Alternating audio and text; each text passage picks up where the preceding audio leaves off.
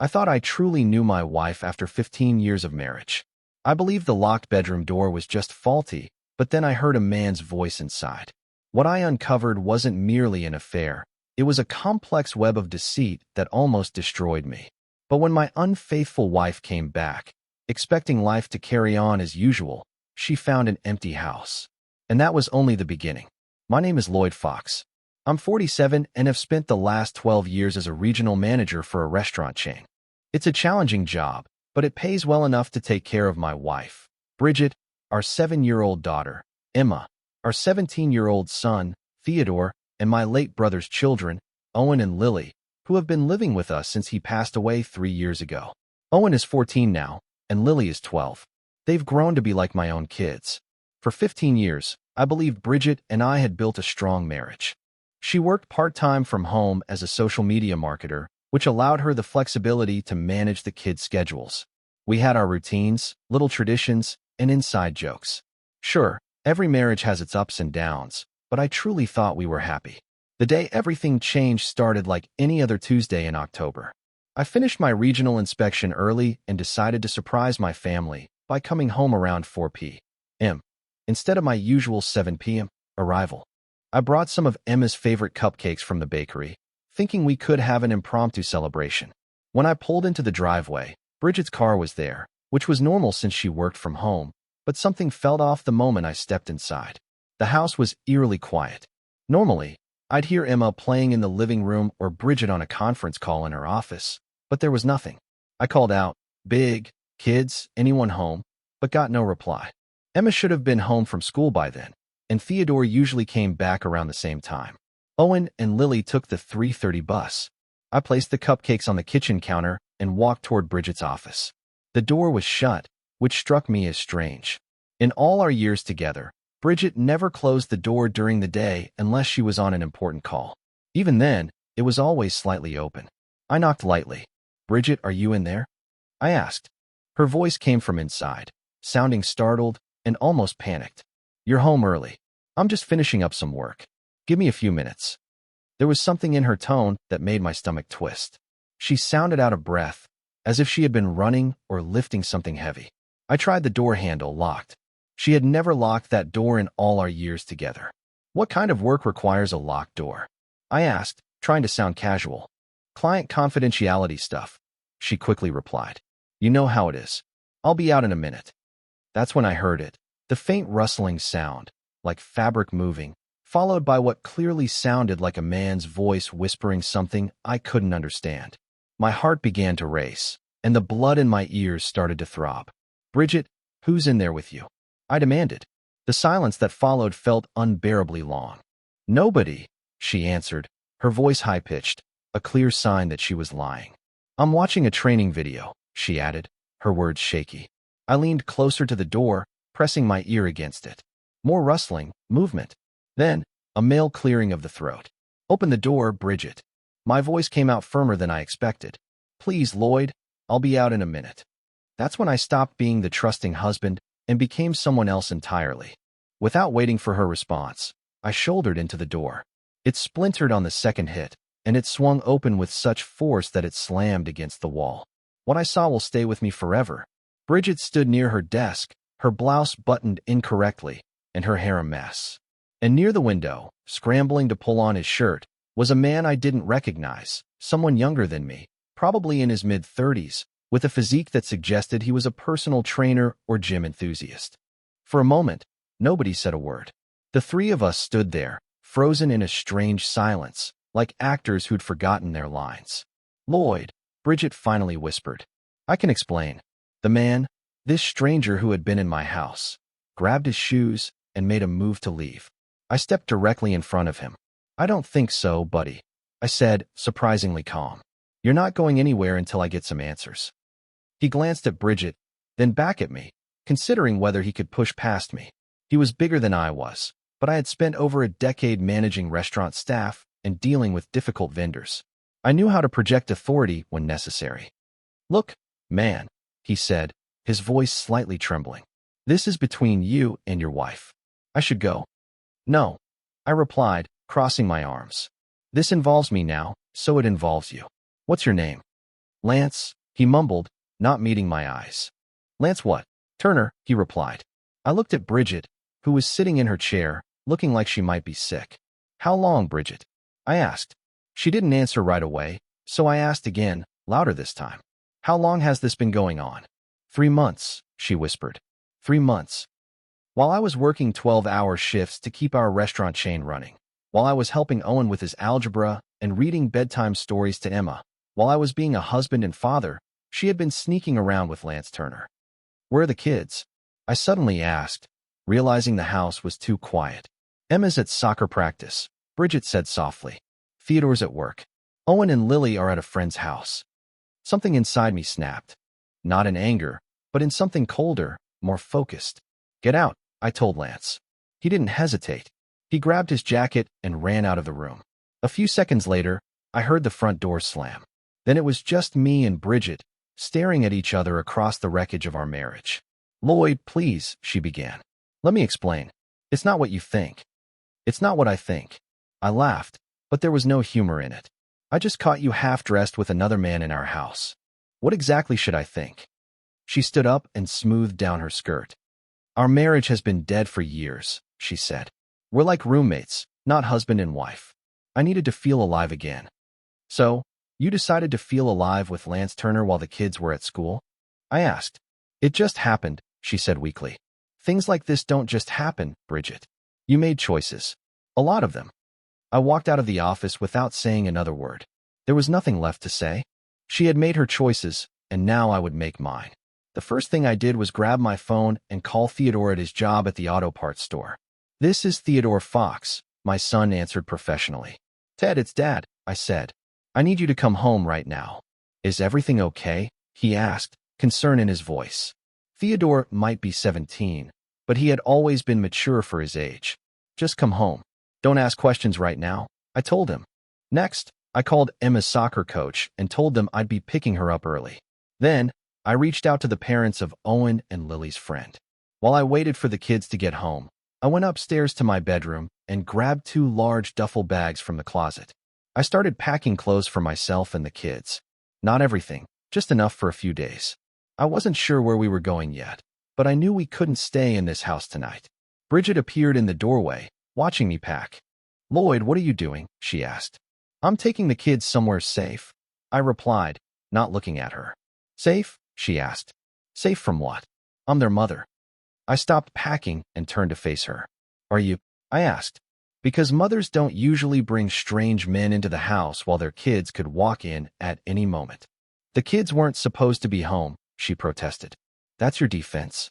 I asked. That you timed your affair around the kids' schedules? She crossed her arms. You're being dramatic.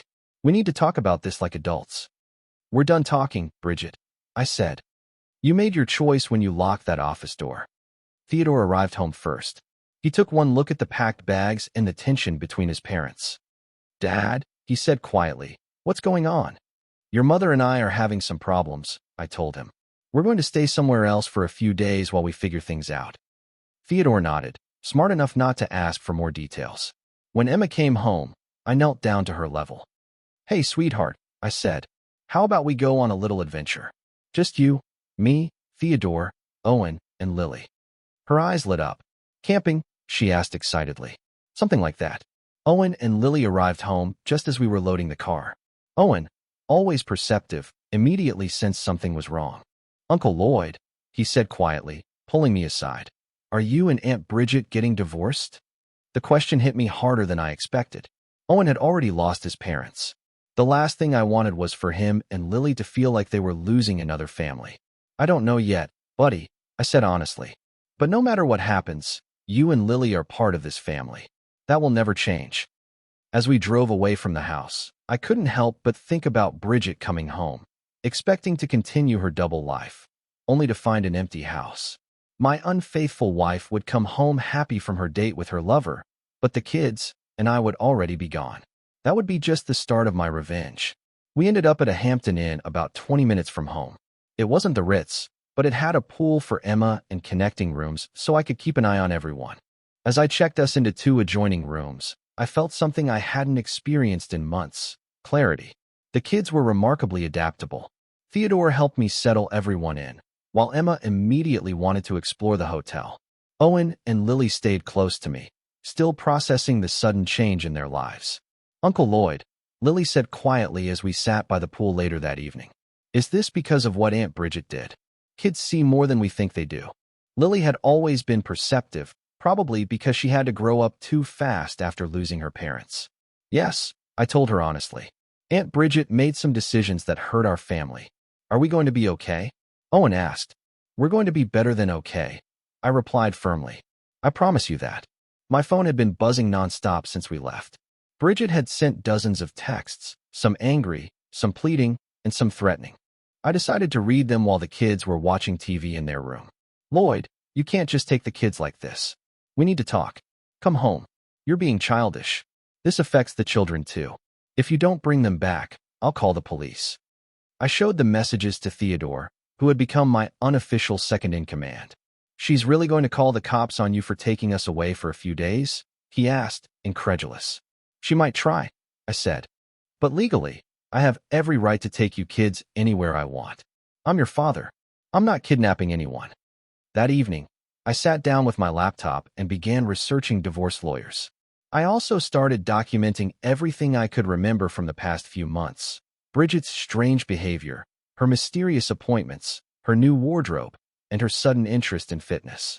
I called my brother-in-law Pete, who had gone through a messy divorce 5 years ago. Lloyd, Pete said when he answered. What's going on? Bridget's having an affair, I told him bluntly.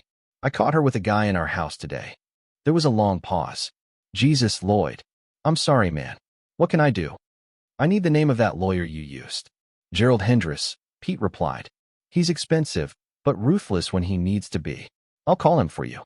Yeah, tell him it's urgent. After hanging up, I realized I felt something I hadn't experienced in years, determination. Not anger, not hurt, though both were there, but a clear sense of purpose. My phone rang. It was Anita, Bridget's best friend. Lloyd, she said carefully, Bridget called me. She's really upset. I bet she is. Look, I know this is none of my business, but don't you think you're being a little extreme? Taking the kids and leaving like that? I was quiet for a moment. Anita, did you know? Know what? About Lance Turner? About the affair? Another pause. I suspected something, she admitted. You suspected, but you didn't say anything to me? It wasn't my place. It wasn't your place to warn me that my wife was cheating, but it is your place to tell me I'm overreacting when I find out. Lloyd, that's not what I hung up. If Bridget's best friend knew something was going on, how many others in our circle had been watching my marriage fall apart while I remained oblivious?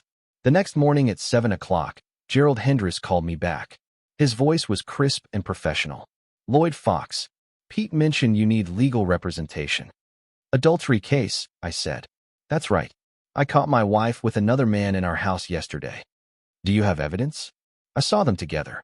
There's probably more if we dig deeper. Good. We'll need everything we can get. My retainer is $5,000. I didn't hesitate. Done. After breakfast with the kids, I drove back toward town while they stayed at the hotel pool with Theodore supervising. I had a mission, and it wasn't just about Lance Turner. While researching Bridget's recent behavior, I noticed something in her email patterns. She'd been corresponding with someone named Daniel Stone. The name nagged at me until it clicked. Daniel Stone had been Bridget's boyfriend in college before we met. They had dated for 2 years, and according to mutual friends, it had been serious. I parked outside the coffee shop where Daniel worked as a manager. Through the window, I could see him behind the counter, still looking like the college athlete he'd been 20 years ago. Tall, dark hair, now touched with gray, but still clearly in shape. I walked in and ordered coffee, watching him work. He didn't recognize me immediately, which wasn't surprising since we'd only met briefly at a few college parties. Daniel Stone, I said when he handed me my coffee. He looked up, puzzled. Yeah, do I know you? Lloyd Fox. I'm married to Bridget Richardson. Well, Bridget Fox now. His expression changed instantly. Surprise. Then something that looked like guilt. Lloyd, he said carefully. What brings you here? Just want to catch up? I said casually. Bridget mentioned you two had been in touch recently. He glanced around nervously. Look, maybe this isn't the best place to talk. Why not? We're just old friends catching up, right? Daniel stepped out from behind the counter. Can we talk outside? We walked to the parking lot, and I could see him weighing his words carefully. How long have you and Bridget been talking? I asked directly. He sighed. About 6 months. She reached out on Facebook. Said she was going through a rough patch. What kind of rough patch? I asked. She said you two were having problems, that you'd grown distant. I nodded slowly. And you decided to help her through this rough patch? We just talked, he replied. He said defensively. She needed someone to listen. Just talked. I replied. Because I found hotel receipts. Daniel's face went pale.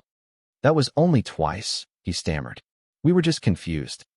So, there wasn't just Lance Turner, but Daniel Stone too. My wife hadn't been having just one affair. She had been rekindling old relationships and starting new ones at the same time. Does Lance Turner know about you? I asked. Daniel looked confused. Who's Lance Turner? He asked. I almost laughed. Poor Bridget was juggling multiple relationships, and none of her lovers knew about the others. Never mind, I said. Thanks for being honest, Daniel. More honest than my wife has been. I walked back to my car, leaving him standing there looking devastated. 2 men down, and probably more to find. I tracked down Lance Turner at the gym where he worked as a personal trainer. Peak Performance Fitness was one of those upscale gyms where middle-aged people paid top dollar to feel young again. The irony didn't escape me.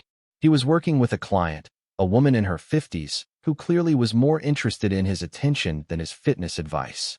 I waited until their session ended, then approached him as he cleaned the equipment. Lance Turner, I said calmly. He turned, and I saw recognition and fear flash across his face. Look, man, I don't want any trouble, he said quickly. Neither do I replied. I just want to have a conversation like adults. He glanced around the gym, probably weighing whether he could call for security. What do you want to talk about? My wife and you. And what happens next? He set down his towel. There's nothing to talk about, he said. It's over between us. Really? I asked. Because according to her phone records, you two were texting as recently as this morning. His face went white. You're going through her phone? I'm protecting my family, I said. Something you should understand, seeing as you've made yourself a part of it. We stared at each other for a long moment. Lance was bigger than me, younger, more muscular, but I could see something in his eyes that told me everything I needed to know. He was all surface, no substance. How long have you been sleeping with married women, Lance? I asked. What? It's a simple question. Is my wife your first affair, or are there others? He looked uncomfortable. That's none of your business. Actually, it is my business, I said. Because if you're making a habit of destroying families, then other husbands deserve to know what kind of man you are. Look, he whispered. Bridget told me you two were separated. She said you were getting divorced. I laughed, but there was no humor in it. Did she? What else did she tell you?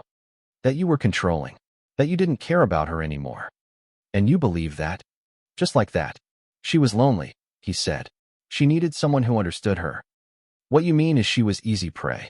A married woman looking for excitement, willing to believe whatever story you fed her. His jaw tightened. It wasn't like that, he muttered. Wasn't it? Tell me, Lance, what's your usual routine? Find an unhappy wife. Tell her how special she is, how her husband doesn't appreciate her, then move in for the kill? You don't know what you're talking about. I pulled out my phone and showed him some photos Pete had sent me from social media. Recognize these women? I asked. All married, all around Bridget's age, all having affairs with fitness instructors who look remarkably like you. He stared at the photos, his confidence evaporating. Here's what's going to happen, Lance, I said. You're going to disappear from my wife's life completely. No texts, no calls, no accidental meetings at the grocery store.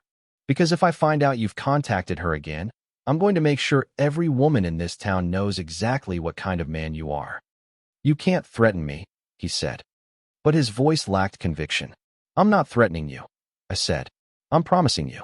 My wife made a mistake, but you made a choice to pursue a married woman. Own that choice and live with the consequences. Gerald Hendress had everything we needed to file for divorce within 48 hours. The evidence against Bridget was overwhelming.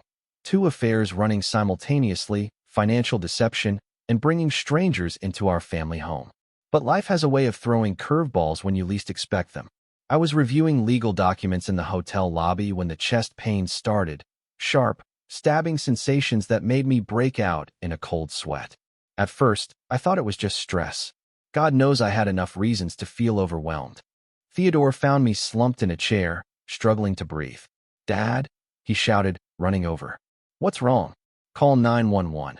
I managed to say before everything went black. I woke up in the cardiac unit at Memorial Hospital with Theodore, Owen, Lily, and Emma gathered around my bed. The doctor, a stern woman in her 50s, was explaining something about blood pressure and stress-induced cardiac events. "Mr. Fox," she said when she saw I was conscious, "you've had what we call a hypertensive crisis. Your blood pressure spiked to dangerous levels, causing severe chest pain and temporary loss of consciousness." "Am I having a heart attack?" I asked. "No, but you're at serious risk of one if we don't get this under control immediately. How much stress have you been under lately?" Theodore answered before I could. "My parents are getting divorced. Dad just found out Mom was cheating on him." The doctor nodded knowingly. "That would explain it. Mr. Fox, I'm putting you on medication immediately, and you need to eliminate as much stress as possible from your life." "I can't eliminate stress," I told her. "I'm in the middle of a custody battle." "Then you need to find healthier ways to manage it, or the next time you come in here, it might be for a real heart attack." After she left, Emma carefully climbed onto my hospital bed. "Daddy, are you going to be okay?" she asked, her little voice trembling. "I'm going to be fine, sweetheart," I promised, though I wasn't entirely sure that was true. My phone buzzed with a text from Bridget.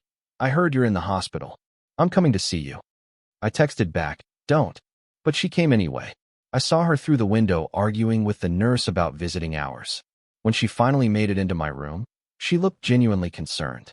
"Lloyd," she said softly, "I'm so sorry." "Sorry about what?" I asked. "The affairs or the fact that finding out about them nearly killed me?" "I never wanted this to happen," she said. "But it did. And now I'm lying in a hospital bed with heart problems while our kids are terrified their father might die." She sat down in the chair beside my bed. "What can I do?" "You can sign the divorce papers Gerald is preparing. You can agree to joint custody without a fight, and you can disappear from our lives until I'm healthy enough to deal with this mess you created." For the first time since I caught her, Bridget looked truly ashamed. I was released from the hospital after 2 days with a prescription for blood pressure medication and strict orders to avoid stress. Easier said than done when your entire life has been turned upside down. The kids and I returned to the hotel, but something had shifted. The health scare had turned our situation from temporary displacement into serious crisis management. "Uncle Lloyd," Owen said as we sat by the hotel pool that evening, "are you going to be okay to take care of us?" It was a question that cut right to the heart of my fears. If my health keeps deteriorating, what will happen to Owen and Lily? I thought. They had already lost their parents. The thought of them losing me too was unbearable. "I'm going to take better care of myself," I promised him. "That means eating better, exercising more, and not letting your Aunt Bridget's problems become my problems." But that was easier said than done. The next morning, I got a call from Gerald Hendricks with news that made my blood pressure spike again. "Lloyd, we have a problem.